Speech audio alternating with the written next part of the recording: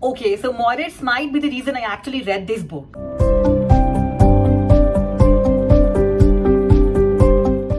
Hey guys, how have you all been? Welcome back to my channel. My name is Pulkit. I am so thrilled that you're here. Now, I am super ecstatic to film today's video. If Rachel saw me today, she'd definitely think I slept with a hanger in my mouth, and that is because today I'm going to be talking about the Tik-Tok Sensation, It Ends With Us by Colleen Hoover. This book has taken the entire internet by storm. Specifically, TikTok is dominated with the content of It Ends With Us by Colleen Hoover. My introduction to this book, however, happened because of a popular supermodel and an Instagram creator, Mauritz Hau, who's also a YouTuber, by the way. So I'm a fashion writer. I tend to look out for influencers and content creators to do pieces on them. So I was randomly scrolling Instagram, figuring out some other influencers to do pieces on them. Then I hopped onto Mauritz Hau's profile on Instagram, and his entire profile looked straight out of a rom-com novel. It was enchanting. He was always surrounded with mystical cafes, aesthetic restaurants, lakes, buildings, and museums, and it was so enchanting. And his entire feed gave a man written by a woman vibe. So he's indeed very charming and very masculine, but yet there's a softness to him. And I hit follow button immediately. I was hooked with his Instagram feed, and then while I was actually scrolling through his feed, I saw that people referred to him as Atlas Corrigan, and that made me very curious. I wondered who Atlas Corrigan was. So I saw that he posted some reels wherein he was buying some flowers, and people were like, okay, Atlas is buying flowers for Lily Bloom. And then I sort of watched all his posts, and in almost all his pictures, all his videos, I could see people referring to him as Atlas Corrigan. So I immediately googled Atlas Corrigan, and then I came to know that, okay, Atlas is a character from this book. And then I remembered that, okay, this is the book which is dominating the entire internet. So that was when I decided that, you know what, I'm gonna be reading this book. I put one of Moritz's reel as my Instagram story, and a lot of my friends messaged me that, Pulkit, have you read this book? And I said I haven't, and they were like, why haven't you? You have got to read this book. And to my surprise, a lot of the people who told me that you should read this book were people who don't read that much, who are not that much into reading per se, but they were sort of telling me that you need to read this book, and I was enchanted by it. This book has made people turn readers. This book, and specifically the visual spectacular of TikTok, has made reading cool. I just couldn't have been more happier. I just love when people tend to read books. I just love when people read, and that made me so happy, irrespective of what I might think about this book, irrespective of what other people think about this book. The fact that this book is putting people to read, that this book is sort of making people buy books, this book is contributing to such a humongous spike in sales of the books and the publishing industry in general, makes my heart flutter with happiness, and I'm so thrilled for that. Now I'm going to be reading this book, It Ends With Us. I'm going to start reading it right away, and I'm going to let you people know what my thoughts about this book are. And a lot of my friends have already messaged me on Instagram that when you read this book, imagine Atlas's character as Moritz, and I said, of course, I'm going to do that now. Out of all the genres I read, contemporary remains my all-time favorite. So this is a love story. The synopsis says this book is about Lily Bloom, a character who grew up in a small town, but then she moved to Boston, and now she's running her own business. Now Lily falls in love with a man called Ryle, but then Ryle is referred to as assertive and arrogant, and that Ryle has some aversion with relationships. What also happens is that thought of Atlas Corrigan starts to dominate Lily's mind, and Atlas is someone who Lily dated back, I believe, when she was in her hometown, and Atlas is suddenly back. So this is kind of like a love triangle from what I see, from what I read, or in the synopsis over here.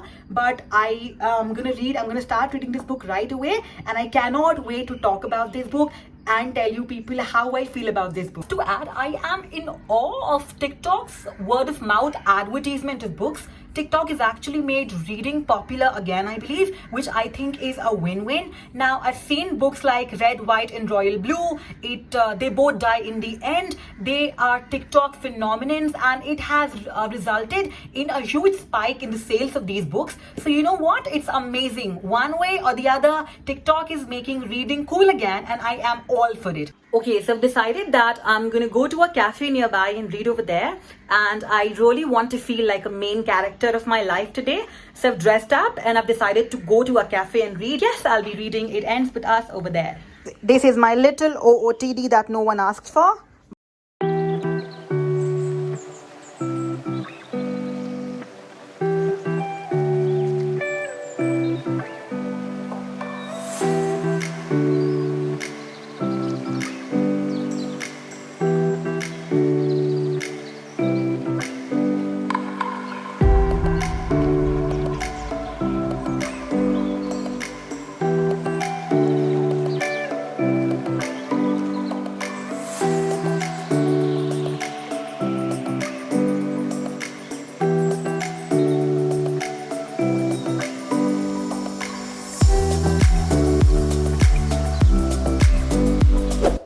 Hey guys, so I'm almost 100 pages done, and I thought it's a good time to make some points. So this book opens up with Lily's father's death. Now, Lily, of course, loves her father because he was her father, but she's not very close to her father. She's never been very close to her father because her father indulged in domestic violence against her mother. So Lily is a person who's actually grown up witnessing and watching violence.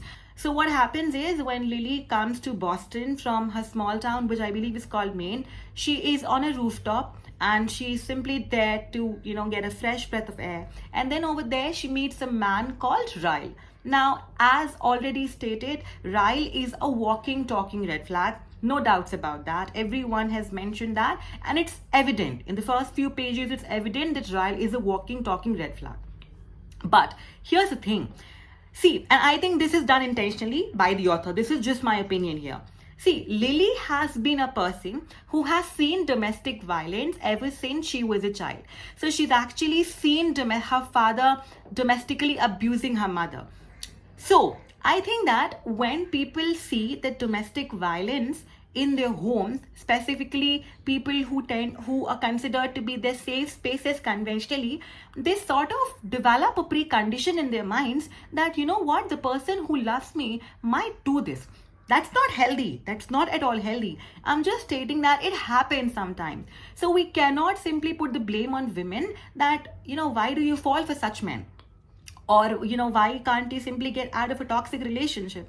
Because we don't realize the preconditions, the subconscious ideology that has been ingrained in their minds ever since they were child. So think of it this way. For example, a girl loves her father, right? And then he's supposed to be her ideal. And when she sees that her ideal is hitting her mother, in a way, it gets subconscious to her mind that, the person who loves me might treat me the same way. And although on the surface, Lily knows that's wrong, I think that might be the reason Lily's actually attracted to this guy called Ryle, who in the first meet is violently pushing off some chairs. And it is evident that this person is not at all good. So, in the first meeting, he says, Lily, that, I want to F you. He uses the F word in the first meeting. Now, some people might say that at least he's not lying. At least he's, upfront about it and honest about it. And yes, I agree to that. At least he's honest about it. At least he's telling himself that he's an asshole. A person does not have to take a guess that he's an asshole. He's clarifying, he's establishing and cementing himself as an asshole. So Ryle is an asshole, that's for sure. And also what happens is that Lily is a marketing executive in a well-known company, and she wants to leave a job and she wants to start her own business. And she does that. Whatever money she's gotten from her dad's inheritance, she's put that up in a shop and she wants to start a floral business. She wants to be a florist. It has been reinforced in the novel as well that Lily is in a way a little skeptic in being a florist, although that's what she wants to be, is because she's afraid people might think she's capitalizing on her name. So that's there. 6 months later, she sort of meets a girl who randomly offers her help, and then that girl turns out to be Ryle's sister. and Ryle is a neurosurgeon. And Ryle is meeting her again after 6 months. And when he meets Lily after 6 months, he says, I still want to F you. I mean, that's the kind of person Ryle is. He is establishing himself as an epitome of a fuckboy, and Lily is somehow falling for it, which I get why Lily might be falling for it is something which I understand, because I have seen such people in my vicinity who tend to fall for toxic people, and subconsciously I know it's not for no fault of their own. Okay, not glorifying that, merely stating the fact that it's true. Talk about the writing style. I find the writing style very waterpaddy, if that makes sense. And it's not a bad thing per se. I mean, I've written for Waterpad myself, and I read Waterpad to this day.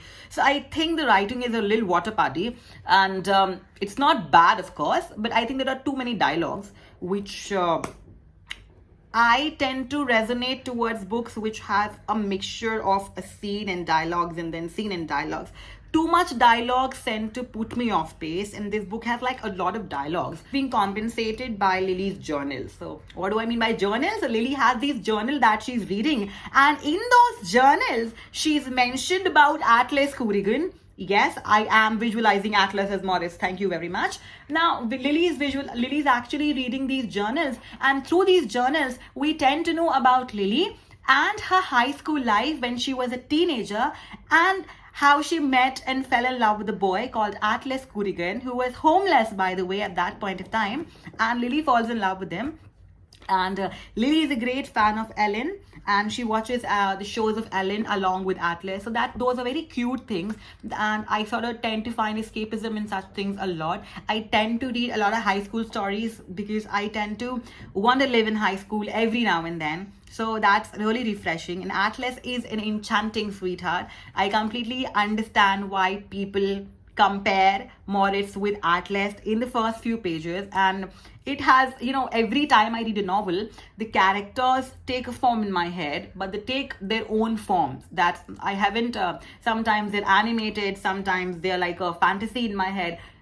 A very few times they take the shape of an actor or an actress or a celebrity I well know. This is, for the very first time, I am reading a book and I already have a character picture tangible in my head for one character, which is Atlas, of course. So that's a great experience for me. I am loving that experience, and I would want to try this experience every now and then.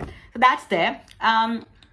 So yeah, let's see. Lily is being attracted with Ryle as of now, and Atlas was in her past, but I'm sure something is gonna happen that the past and the present are gonna blend in. And now Lily's mom has also moved to Boston because after Lily's dad passed away, her mother was alone, and Lily was initially, she was skeptic, but right now she's actually grateful that her mom is there in Boston to help her with some things or the other.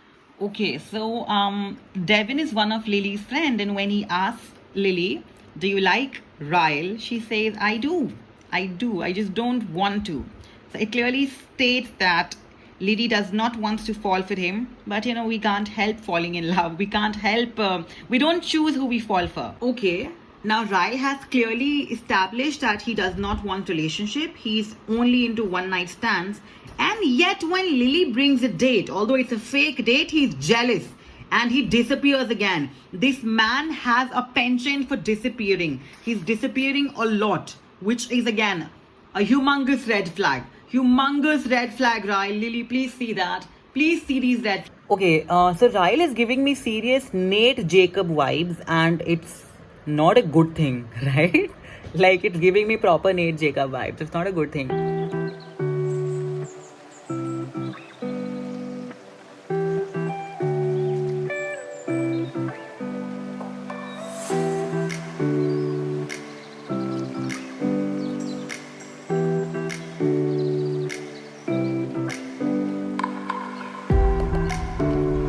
Okay, so every time Ryle does something which is like a massive red flag thing, the very next thing which he'll do is he'll do something which is quite nice, and then you'll go all oh. For example, this Ryle says, I've missed you, and for some reasons I sleep better when I sleep next to you.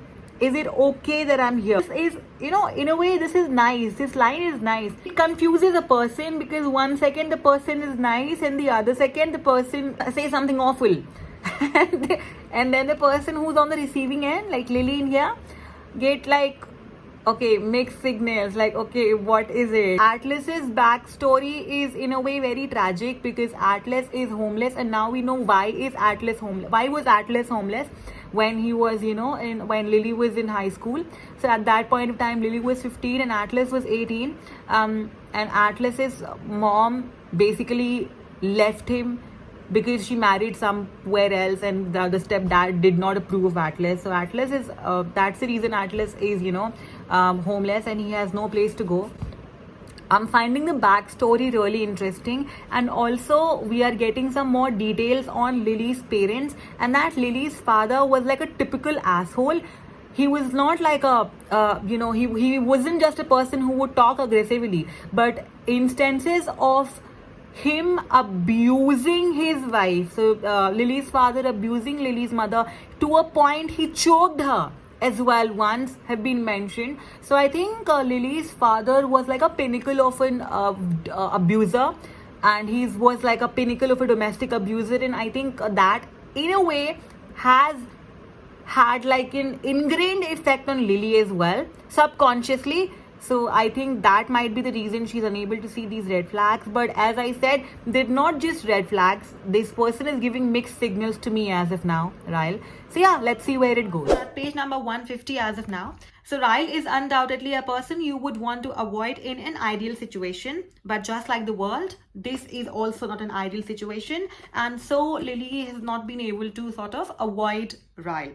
And he has his charms. Seems like he's busted in Lily Bloom just because of sex and no other reason. And he's mentioned that, he's made it clear since the very first meet. But now that he had actually had that thing with Lily, he wants more. And Lily very casually said in early stages of the book that you cannot just want me once. Ryle is afraid that that is happening. The very next thing which Ryle does is he comes to know that Lily's gonna have a dinner with her mother. So he asks if he could join them. So, at one point he'll do something awful, and then the next thing he'll do is he'll make you feel, he'll make the other person on the receiving end feel that, okay, maybe this person is not that bad after all. So that's why he's giving these mixed signals. And of course, any person would be in dilemma, specifically a person like Lily, I believe, because she's seen so much, she suffered so much, she refuses to see any sort of bad signal in that. And I think that's the point of the story. In my opinion, that is the point of the story. Now what happens is, at the restaurant wherein Lily and her mom and Ryle, gather to have their dinners and all of that stuff, guess who's the waiter? Atlas freaking Corrigan. Atlas is the waiter over there. I remember I told you this has a little Wattpad vibe. That is what I meant. Now, I was like, oh my God. I was super excited, by the way, because I've been wanting to know Atlas, in the present sense. I mean, before this, we knew about Atlas through Lily's journals. But right now, Atlas has also become a part of the present. So super thrilled to see what's going to happen now. And obviously, I'm a little more excited for Atlas because, as I mentioned, the reason I'm starting with this book is because I knew about that character, Atlas Corrigan, in the first place. So super excited to see where it goes. It has some problems. This book has some problems, of course. But I don't think, at least till now, I don't think it's glorifying that. I think it's merely reinforcing on the fact that incidences like these happen. Now, I don't know what happens towards the end. I'm going to have to read the entire book to see what's happening, because I've seen some people say that this book glorifies abuse. Till now, I haven't seen that. These Atlas and Lily's conversations are too damn cute, yeah. They're like adorable. I really hope that she ends up with Atlas, because Atlas is an enchanting sweetheart.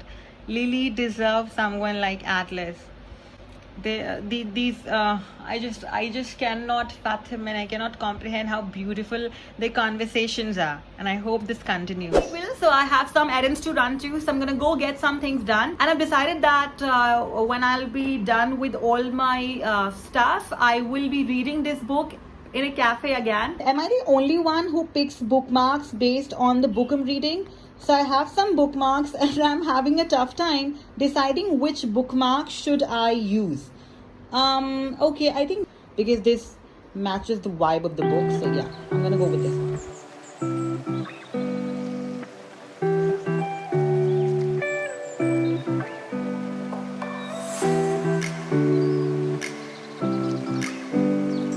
Okay, at least someone's having good sex. Hey guys, so I read this book last night. I was up all night reading this novel and I have a lot of thoughts that I want to share with you all.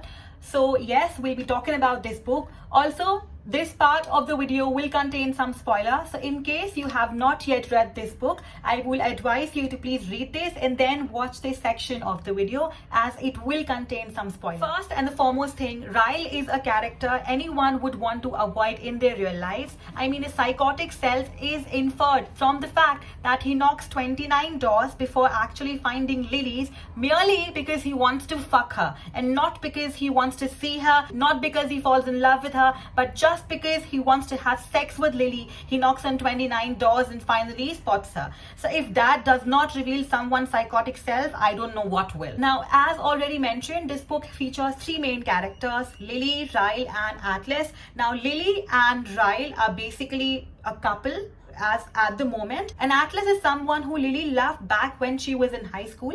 Now, although Atlas is a primary character in the present sense of Lily too, we know more about Atlas through Lily's letters, and then Atlas becomes a part of Lily's present as well. Now, Atlas's role in the novel is actually the most perfect one, but I'll tell you one thing, Atlas serves as an undertone for the novel. Atlas serves as simply an alternative as to what Lily's life will be in case she ditches Ryle. As witnessed in the novel, Lily falls in love with Ryle, who's a neurosurgeon, and eventually the book follows that they get married as well. Ryle has been a person who's always been very anti-marriage and anti-relationship, but when he falls in love with Lily, then his all the preconceived notions seem to shatter, which leads to Lily's and Ryle's marriage as well. Once Ryle and Lily are married, Ryle's violent self starts to showcase more prominently. Remember when Lana Del Rey said, "He hit me and it felt like a kiss"? I feel like that particular verse was not at all trying to glorify the violent relationships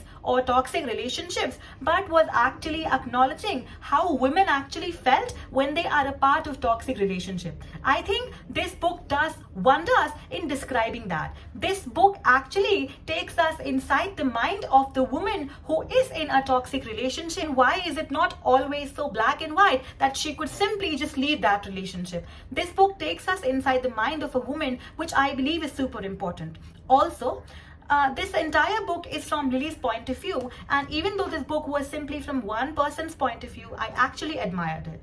Colleen Hoover wrote this novel from her personal experience of her violent father, which I believe makes her more credible to talk about this narrative. Having said that, I absolutely felt that the writing style of the book was a little flat to my taste. That might come from a place of reading so much. It might also stem from the fact that I recently read Cassandra Clare's Shadowhunters and I was in awe of the brilliant writing of Cassie. So I might be subconsciously comparing both the writing, which is not fair, but that's my experience in general. I found the writing was a little flat. Although the narrative was compelling, I absolutely admired Atlas's character. I would want to know more about Atlas, and therefore I'm going to pick up the prequel to this novel, which I believe is termed It Begins With Us or It Starts With Us. I'm going to pick that one up for sure. One more thing which I found really amazing was the relevance of the title, which is It Ends With Us. When I came to know the relevance of the novel in terms of domestic violence, that blew my mind away. So if you have already read the novel, you would know that the title It Ends With Us is not in a way portrays romance, but juxtaposes the fact that the domestic abuse that Lily had been facing ends now, as Lily eventually decides to end the relationship with Ryle, decides to divorce Ryle, even though they've just become parents. Also, the parallelism between Lily's violence and Lily's mother's violence was heart-wrenching, and it shattered my heart away.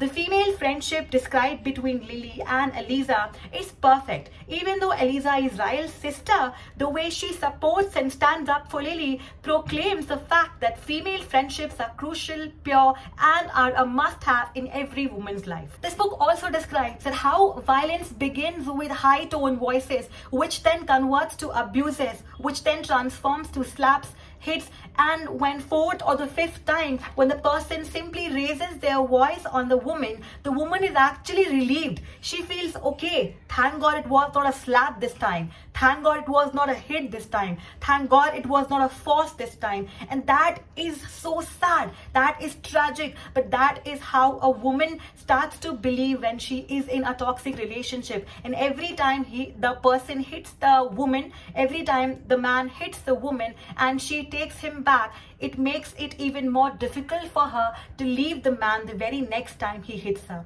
And I think that narrative is explained brilliantly. I would give this book a solid 3-star. I would definitely recommend this book to everyone, specifically in today's scenario wherein violence against women is on a skyrocketing rise. I believe this book opens up conversations, which is important. I have not ever read Colleen Hoover's any other book, so it was like a good introduction for me. I will for sure be reading the prequel to this novel, and that is because I want to know more about Atlas as a character. As I said, Atlas Corrigan is the reason why I actually read the book. A lot of people talking about Moritz as Atlas Corrigan and why he's a living, breathing example of Atlas, a tangible form of Atlas Corrigan. This particular book did not contain that much of Atlas content in my opinion, and the ending was super sweet. It was amazing. I believe every person deserves a person like Atlas Corrigan, but since I could not get to know more about Atlas here, I'm going to read the prequel because I believe the prequel will have the elements of Atlas way more in comparison to this one, because this goes about Rael in general, and so I'm thrilled to read the prequel. So that was my thought on it. I would love to know your opinion. I would love to know what did you think of the book. I'm sure a lot of people are already reading. This book has become a TikTok sensation. This year, this book has sold more copies as compared to the Bible. So you can see the phenomena is spellbounding. I would love to know your take on the book. What is it that you like about the book, or what is it that you did not like about the book? How much star did you give to this particular book, and what were your thoughts on that? I would love to chat with you all in the comment section. So please let me know what are your thoughts on the novel in the comment section. I would love to chat with you, love to talk about books here. And yeah, that was all from my end in this particular video. You will be seeing more of me because I am reading way much more, filming so much. So yes, I will see you people the very next week. Till then, stay safe, stay well, keep reading, and I will see you the very next week. Bye bye.